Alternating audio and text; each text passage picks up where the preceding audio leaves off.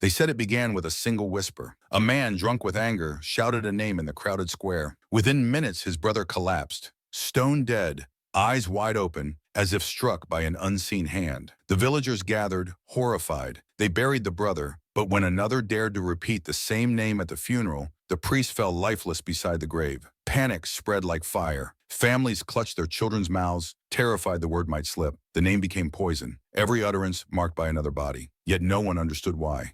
Who had cursed it? Was it punishment from the gods or vengeance born from blood? The elders tried to erase it, burning records, striking it from stories, silencing the tongue that dared recall it, but fear only deepened. They soon realized silence was not just survival, it was the only law left. And so the question lingers. What kind of name carries death, and why was this village forced to erase its own history to survive? At first, the villagers believed it was coincidence. One death, then another. Grief could make the mind play tricks, but the pattern grew undeniable. Each time the forbidden name was spoken, another person fell. Not sick, not wounded, simply gone, as if life had been plucked away by invisible fingers. The name itself came from a man no one wanted to remember. He had been executed years earlier for crimes no one dared to detail. Some whispered he was a traitor. Others muttered about sorcery, a pact sealed in blood. His body was burned, his ashes scattered beyond the river.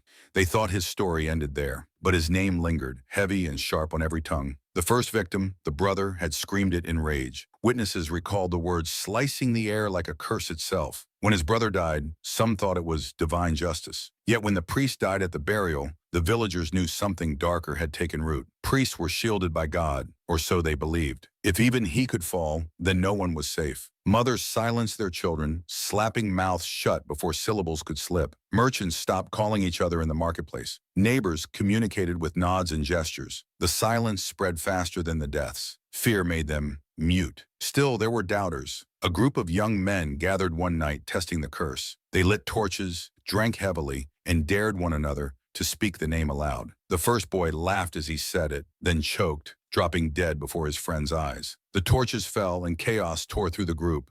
Two others in shock shouted the name in panic, only to collapse seconds later. By dawn, the survivors had fled, leaving 3 corpses in the field. From that day, no one dared treat it as myth. The name had teeth, the name devoured. The elders convened in the church, the only place that felt remotely safe. They debated in whispers, avoiding the word itself. One elder suggested writing it down, believing the curse was tied only to the voice. A scribe carefully etched the letters onto parchment, his hand trembling. For a moment, nothing happened. Relief spread through the room, but then the scribe screamed, blood pouring from his nose, his body stiffening as he fell across the parchment. The ink smeared, and so did hope. It was not just sound. The curse seemed bound to the act of recognition itself. Speak it, write it, carve it. Even to acknowledge it was to gamble with death. Panic reshaped the village. Families burned old letters, records, gravestones. Anything that might hold even a trace of the name was destroyed. Some said the fires lit up the night for 7 days straight until not a scrap of paper remained. Others swore the earth itself trembled when the last record turned to ash. But even as they erased it, a problem remained. How could they live with the memory of something they could never mention? People began speaking in riddles, half-phrases, broken gestures. They pointed to the empty chair when they wanted to recall the cursed man. They made a slicing motion across the throat when warning their children. The village developed its own silent language, an unspoken pact of survival. Yet memory does not die so easily. Children who had never known the man grew curious. They asked why their elders fell into silence at certain moments, why stories suddenly ended mid-sentence. Curiosity is sharper than any blade, and one day a child demanded answers. His grandmother slapped him, harder than she ever had before, tears streaming down her face. "Do not ask," she whispered. "Do not think of it. That name is hunger. It feeds." The curse became more than a fear. It became a presence, a shadow in every silence, a ghost hovering over conversations never finished. The villagers lived in constant dread, not of war, not of famine, but of a word. And as generations passed, the silence turned into something else, a ritual. Because some swore that the curse was not random, that it had a pattern, a price. For every death caused by the name, someone else seemed to prosper. Fields yielded double harvests. Rain came when it was needed. Livestock grew strong. It was as if the village itself was bargaining with the unseen. Life for life, death for survival. But bargains with shadows are never clean. And soon they realized that forgetting was not enough. The curse did not just wait to be triggered. It seemed to whisper, urging someone, anyone, to break the silence. The curse did not stay a private fear. It became law. The elders decreed that no one was to speak of the name in any form. Not a whisper, not a letter, not a trace. Violators were punished before the curse could strike them down. Better to silence one than to risk losing many. And so the village entered an age of suffocation. Conversations became brief, clipped, broken. The marketplace was no longer filled with shouting merchants, but with the rustle of coins passed in silence. Weddings, funerals, baptisms, all rituals once filled with song, became muted gatherings, where even joy was pressed down by the weight of unspoken dread. But silence is fragile. One night a traveling merchant arrived, unfamiliar with the village's secret. He carried stories from the outside world, news of kings and wars. People gathered in the square, desperate for distraction. The merchant laughed, loud and careless, mocking the villagers for their strange quiet. When he pressed for answers, one drunk farmer muttered the forbidden name just to prove the curse was real. The merchant scoffed until his own horse collapsed beside him, dead before it hit the ground. He screamed, cursed the villagers, and fled into the night. By morning, they found him at the riverbank, lifeless, his face twisted in terror. The outsiders learned quickly. This was a place where even words could kill. Many refused to pass through. Roads diverted. Maps marked the village with warnings. The people inside were left alone. A world within a world, trapped in their own silence. But not everyone obeyed. Among the younger generation, whispers began. They had never known the cursed man, never seen the first deaths. To them, the silence felt like chains forged by fearful old men. A group of youths began secretly testing the limits. They carved symbols on walls at night, mocking the elders. They gathered in barns, daring one another to repeat fragments of the name. The curse struck swiftly. Within a month, 5 of them were dead. One fell while feeding chickens, another while laughing at a feast. One simply vanished, his body never found, only his sandals left in the dirt. The survivors grew desperate. They accused the elders of lying, of inventing the curse to maintain control. The elders, desperate to restore order, devised a ritual. Once a year at the turning of spring, the villagers would gather in the church. There they would sit in complete silence, fasting for a day and night. They believed the ritual strengthened their defenses, kept the curse asleep. For decades it seemed to work, until the night of the child. A little boy, too young to understand, cried out during the ritual. His mother tried to hush him, but the child shouted a sound, half-formed but unmistakable, a fragment of the forbidden name. The silence shattered. The boy died in his mother's arms. His body grew cold before her scream finished echoing. The villagers watched in frozen horror as her wail carried through the night. No one moved. No one dared to touch her. But the deaths did not stop with the child. In the days that followed, others began to fall. A shepherd on the hill, a woman drawing water, a guard at the church door. It was as if the curse had awakened, hungrier than before. Whispers spread that the ritual no longer protected them. Some said the curse had grown stronger. Others swore the child's death had broken some unspoken pact. Fear returned in full force. The silence deepened, but now it was poisoned by suspicion. Neighbors watched one another, wondering who might slip, who might dare break the unspoken law. Mothers sewed cloth over their children's mouths at night, terrified they would speak in their sleep. Lovers stopped whispering in the dark, fearful of careless syllables. Yet one question kept festering in the minds of the people. Why this name? Why had this one man's memory become a weapon? Was it vengeance? Was it sorcery? Or was it something larger, something beyond human understanding? One elder, desperate for answers, dared to seek records outside the village. He walked 3 days to a monastery, asking the monks if they knew of such a curse. When he returned, he did not speak, but his eyes were wide with horror. He had torn the pages he carried into pieces, throwing them into the fire before anyone could read them. That night, he hanged himself from the rafters of the church. The villagers never learned what he had read, but his silence told them more than words ever could. The name was no longer just a memory. It had become a presence, a force that demanded obedience. And as the years turned to decades, the village became something strange, a place where history itself was erased, where even memory was dangerous, and where silence was not peace but survival. But silence cannot hold forever, because one day a stranger arrived who did not believe in curses. The stranger arrived at dusk, a scholar, pale from travel, carrying scrolls strapped across his back. He called himself Elias, though some doubted even that was his true name. He claimed to study forgotten histories, curses, and the strange superstitions of forgotten places. He had heard whispers of this village, of its silence, its fear, and he wanted to see if the stories were true. The villagers warned him away. They gestured fiercely, shaking their heads, refusing to speak. But Elias only smiled. "Curses are just stories that grow teeth," he said. "If no one dares bite back, they rule forever." He stayed. At first, the villagers tolerated him, though unease followed him everywhere.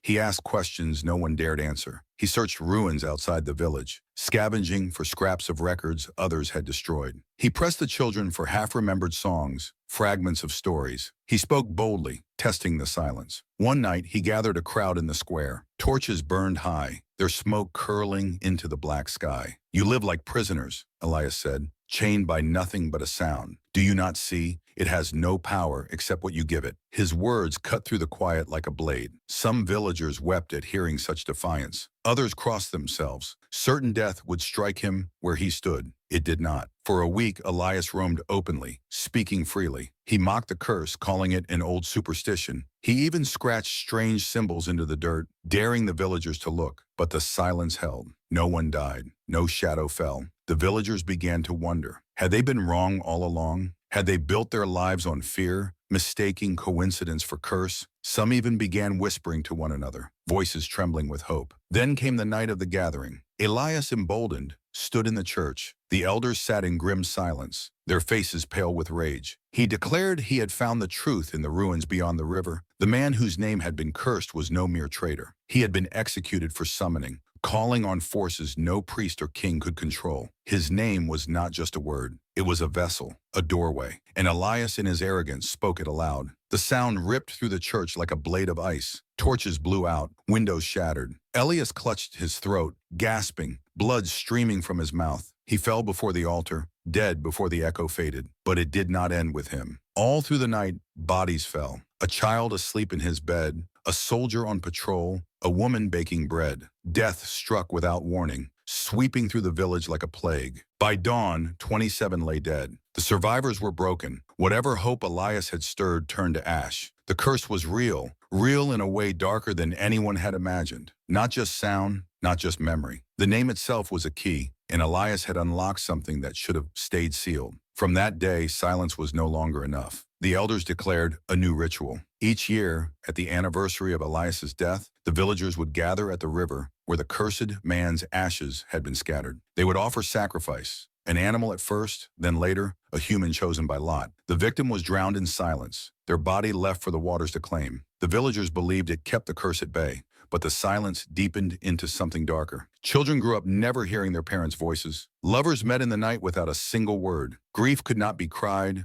Joy could not be sung. The silence became identity, law, prison. Outsiders no longer came. The village was erased from maps, known only in whispers. It became a place of shadows, where even thoughts seemed dangerous. And yet, the curse still whispered, because some swore that when the sacrifices were made, they saw shapes moving beneath the river's surface. Figures, pale and thin, rising to drag the bodies down. Some said they heard voices in their sleep, urging them to break the silence, to free the name again. A boy once confessed in secret. He heard the cursed name in his dreams, over and over, until he woke with blood running from his nose. Days later, he vanished. Only his footprints remained, leading to the river's edge. Generations passed, and the curse wove itself into the marrow of the village. It was no longer just a danger. It was a god, a presence that demanded worship, obedience, sacrifice. The name was never spoken again, but it was felt in every silence, in every glance, in every trembling hand that dared not write. And yet the elders could never answer the question that haunted them all. If the name had been erased, destroyed, silenced, why did it still hunger? Some said Elias had been wrong, that it was not the cursed man's vengeance, but something far older, something that wore his name like a mask, something that waited for the silence to crack, for one fool to speak again. And always in the darkest nights, the villagers felt the weight of it pressing close, a presence unseen but certain, a reminder that silence was not safety, it was only delay. The river rituals kept the curse quiet, or so the elders told themselves.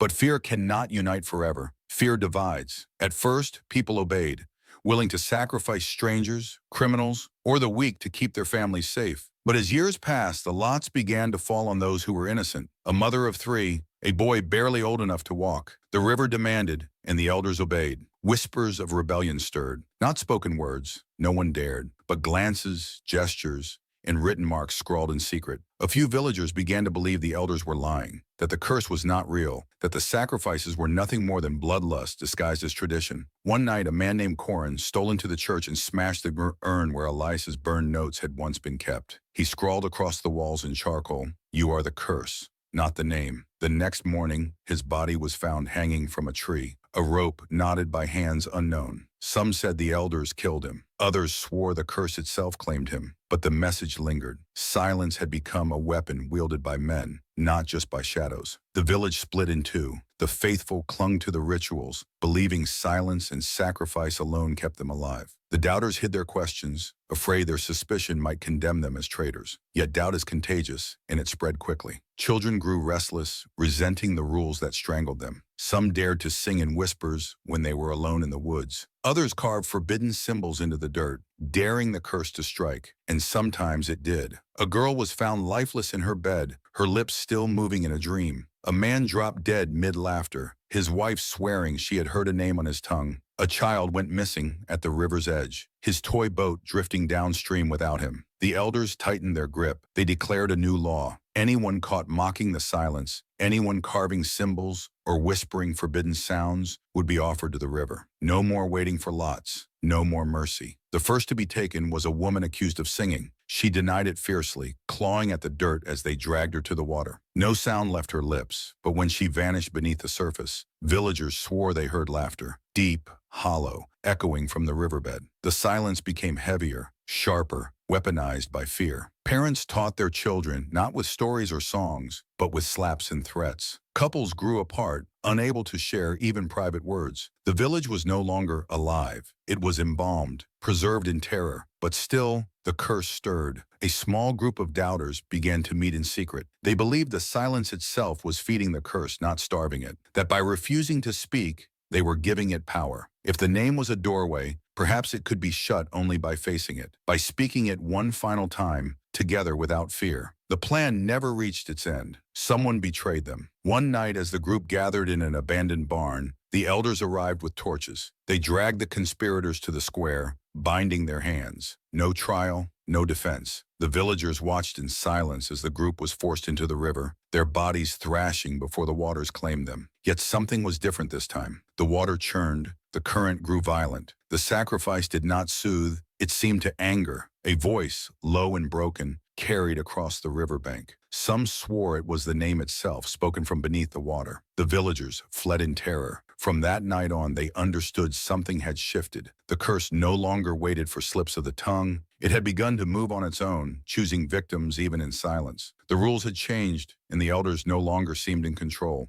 And so the people asked themselves a question they had never dared before. What if silence was no longer enough? The river no longer slept. Even when the villagers kept their mouths shut, even when no name slipped into the air, people began to fall. A shepherd toppled in his field, eyes frozen in terror. A newborn never took its first breath. A hunter returned from the woods with an empty stare, his voice gone forever, his body alive but hollow, as though something inside had been stolen. The curse no longer waited for words. It had learned to kill without them. The elders panicked. Their laws, their sacrifices, their rituals, none of it mattered anymore. The people saw it in their faces. The old men had no answers. The silence they had enforced for generations had been nothing but a delay. Now the curse had broken free. Fear turned to madness. Families accused one another of speaking the name in secret, of bringing death upon them. Neighbors dragged neighbors from their homes, swearing they had heard whispers in the night. Some were beaten, others were drowned without trial. Blood filled the river until it ran dark, but the curse only laughed, because the deaths came faster, not slower. One night a fire swept through the square. No one knew who started it. Some claimed it was a villager who had gone mad,